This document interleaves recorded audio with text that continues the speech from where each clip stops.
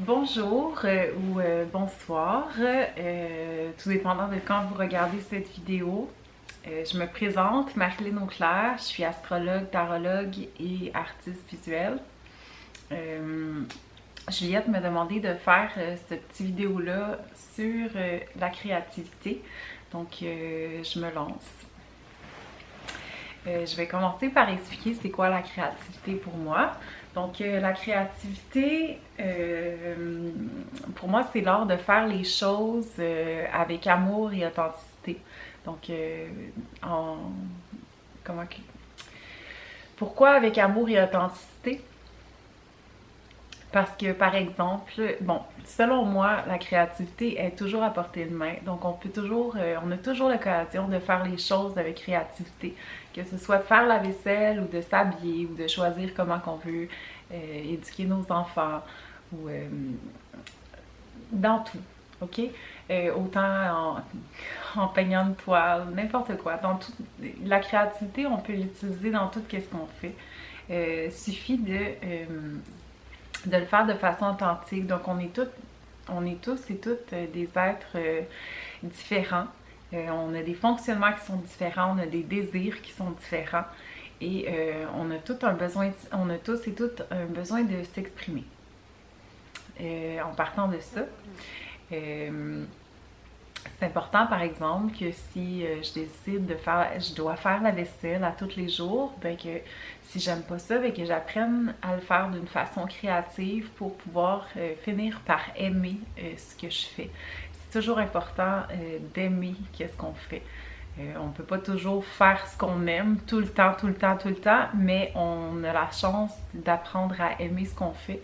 Puis en apprenant à aimer ce qu'on fait avec créativité, et avec créativité, je veux dire qu'on se connecte à la personne qu'on est, puis on apprend à se connaître aussi à travers ça, à travers la créativité. C'est qu'on se met dans l'action, puis on apprend comment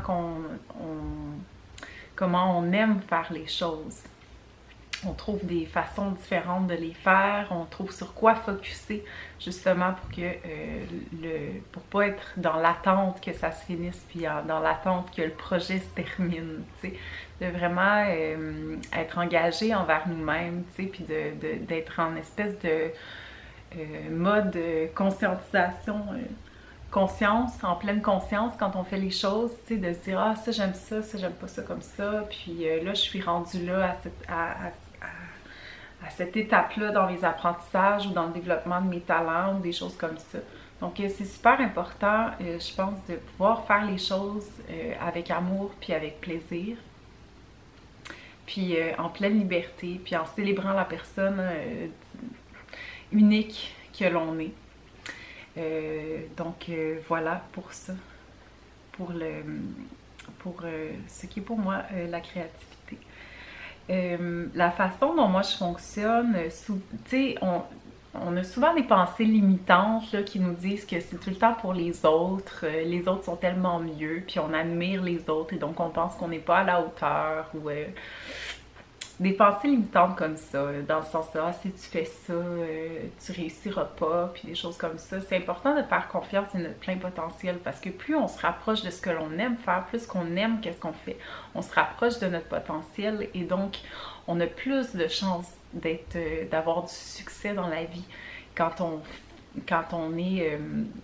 se connaît, puis quand on connaît nos forces, nos faiblesses, puis nos faiblesses aussi, comment pouvoir jouer avec ça, comment les rendre, comment pouvoir les faire devenir des forces, hein, parce que nos faiblesses, ils sont comme un peu en extension, en tout cas, je rentrerai pas là-dedans.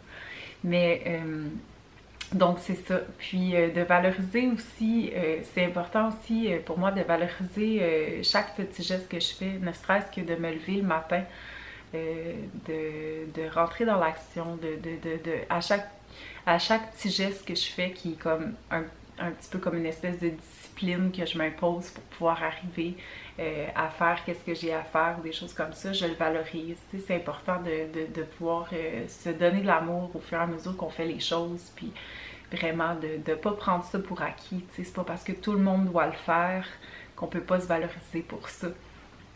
Donc, c'est ça, de pouvoir se valoriser, c'est super important. De chasser les pensées limitantes. Des fois, on peut avoir tendance à asseoir nos volontés, comme nos désirs, nos idées de grandeur ou des choses comme ça. On est juste comme, ah non, c'est impossible ça, ah non, tu sais que t'as tel défaut, ou ça, t'es pas bonne là-dedans, t'es pas bon là-dedans, des choses comme ça, mais c'est comme super important de comme nous accepter dans le processus où est-ce qu'on est. T'sais, on ne devient pas professionnel, on ne devient pas spécialiste dans quelque chose du jour au lendemain. On passe à travers un processus vraiment, vraiment complexe puis vraiment long pour arriver à être spécialiste et professionnel. On passe par des processus de transformation, d'évolution qui sont vraiment tiraillants parfois. Puis c'est important de valoriser vraiment tous les efforts qu'on met là-dedans, toutes les espèces de... à quel point on travaille pour être flexible, puis toujours être en mouvance, puis d'accepter aussi que tout est en mouvement, tu sais, de se laisser aller à ça. Il faut le valoriser, ça. C'est beaucoup d'efforts. Puis, donc, c'est ça, de ne pas prendre pour acquis qu'est-ce qu'on fait, puis de valoriser à chaque étape où est-ce qu'on est rendu, parce que des fois, on peut être perfectionniste, puis ce perfectionnisme-là, il peut devenir castrant, tu sais, puis il peut comme nous empêcher de rentrer dans l'action, parce qu'on ne se sent pas à la hauteur ou des choses comme ça. Alors, je pense que c'est super important de comme pouvoir trouver ces petits trucs, tu sais, puis comme ça, il faut vraiment, je pense que c'est en rentrant dans l'action.